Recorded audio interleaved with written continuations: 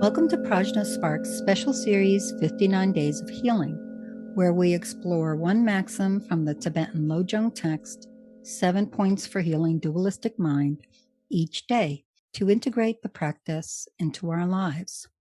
Today is day 52, point 7, tips. Maxim 52 reads, avoid what is misguided. That sounds sensible. What does the misguided mean here? Avoid what is misguided does not mean just anything that's generally misguided, specifically 6 misguided things, ways of being involved with the Dharma that can go awry, even with good intentions. Let's look at the kinds of misguided acts we're talking about here. First is misguided patience. Endurance, forbearance, generosity of spirit, lots of bigness. And misguided patience is having all of that attitude, that magnanimity towards things like competing with your adversaries at work, being zealously protective of your loved ones, even to the point of jealousy or overprotectiveness, knocking yourself out more than is necessary at work, in excess, spending your time pursuing advancement and more money, more and more fame, more and more reputation, and at the same time, having no tolerance for the difficulties and hardships associated with engaging the Dharma. So simply put, misguided patience is about enduring discomfort when it comes to worldly things, but not being able to tolerate even a fraction of that discomfort in the context of Dharma practice. What's misguided about that from a Dharma perspective is fairly clear. It puts all of our energy, our time, and a disproportionate amount of our lives towards advancing worldly concerns rather than developing ourselves in our Dharma practice, healing, transforming, and transcending. This is a very common thread for the remaining 5 of these misguided ways of being.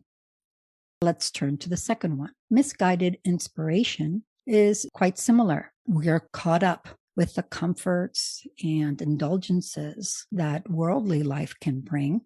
Prettier house, better clothes, a new car, and we lack inclination for practicing Dharma with authenticity. There's not a lot more to say about that. Next is misguided taste. We have a healthy appetite for entertainment, enjoyments, these kinds of ways to pass time and enjoy ourselves in worldly ways, but very meager taste for the core practices of Dharma, particularly listening, contemplating, and meditating, which is the Buddha's contemplative technology for integrating the Dharma. It's misguided because we have an overly tilted emphasis on the enjoyments in worldly life instead of the enjoyments that come from Dharma. Next comes misguided compassion, which is the 4th in this list. This is an interesting one. Misguided compassion is directed at folks who engage in Dharma practice, or who we think of as nice people, good people. Very often, there are groups that are on the side of me as dualistic mind sees the world, the us side of the equation. But then those on the them side, folks that engage in misconduct, disagree with us, are just plain ornery in our mind. We don't find in our hearts a way to have compassion for them. This is common in areas of political disagreement, vilifying folks who don't agree with us. It extends even to the point of not being able to connect with our own very human, natural wellsprings of compassion. So misguided compassion means having compassion for those on the us side of things, those who are engaged in Dharma practice and may encounter difficulties, but not for those on the them side of things, or people who engage in misconduct, people we disagree with. This is misguided because compassion knows no conditions in the true nature of our mind. It is only dualistic mind that sets up compartments where some people get to have the compassion and others don't. The next is misguided guidance, the guidance that we share with others. Most of us are in a situation where somebody or another will come to us for advice or just need a shoulder to cry on. And misguided guidance means that we encourage folks in worldly priorities, but we don't provide guidance in advancing their humanity. This is a tricky one. It's clear why you would want to be expansive, not focus only on worldly concerns, but also broader concerns, not just Dharma issues, but their growth as a person. At the same time, it can be misguided to overextend ourselves, put ourselves in a position of authority that we simply don't have on either worldly or broader levels.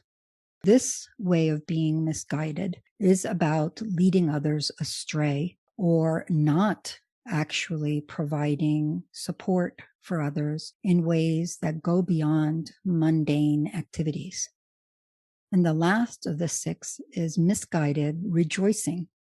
This is the practice of rejoicing, taking joy in the goodness of others.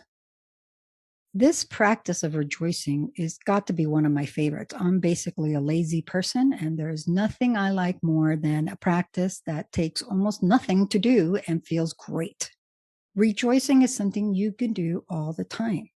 Every time somebody has wonderful experiences, accomplishes something great, does something even tiny that's wonderful for themselves or others, we can rejoice. In the teachings, it's said that by rejoicing, we actually share in the positivity, the goodness of whatever they did. Misguided rejoicing consists of taking pleasure in misfortunes rather than celebrating virtuous, wholesome activity that actually helps individuals heal, transform, and transcend dualistic mind. Here, the rejoicing is similar to an earlier maxim, looking for perks in others' tragedies. Misguided rejoicing will be taking joy when people we don't like, our rivals, our exes, everybody on that them side of the equation encounters misfortune. Rejoicing is powerful, even when the rejoicing is in the pleasure of those we're not so crazy about.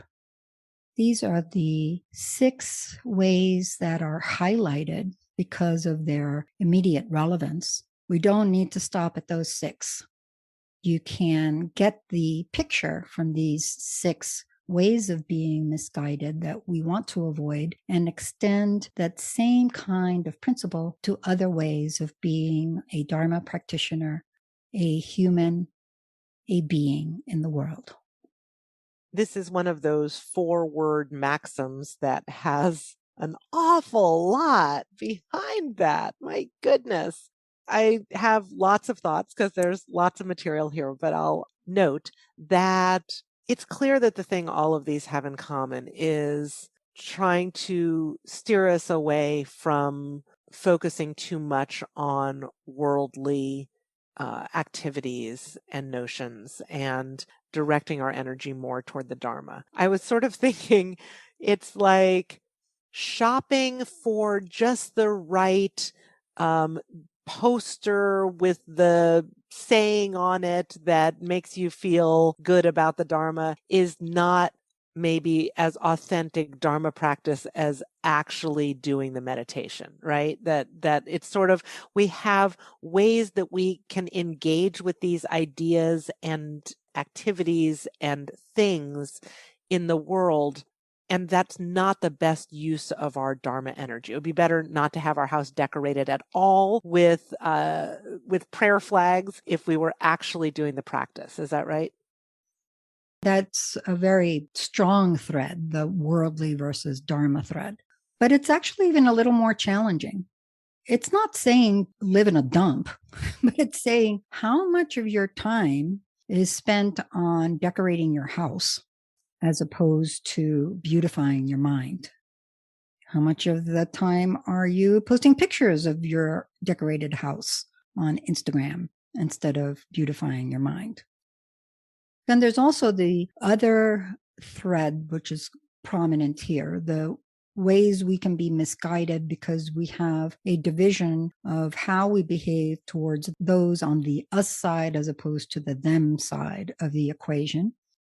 And also the ways we embody our relationships with others.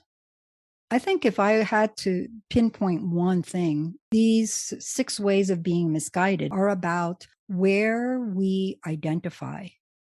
Do we identify solely in worldly things in a disproportionate way? Do we identify with Dharma things in an inauthentic way?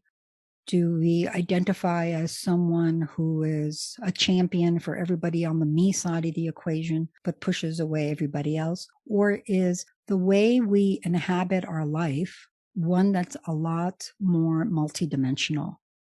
We can take pleasure in having a lovely home without it taking over our life to the extent that we then have no time to practice Dharma, to develop a meditation practice, and so forth. We can find ways to open our hearts to have compassion and rejoicing for folks who maybe we don't like so much.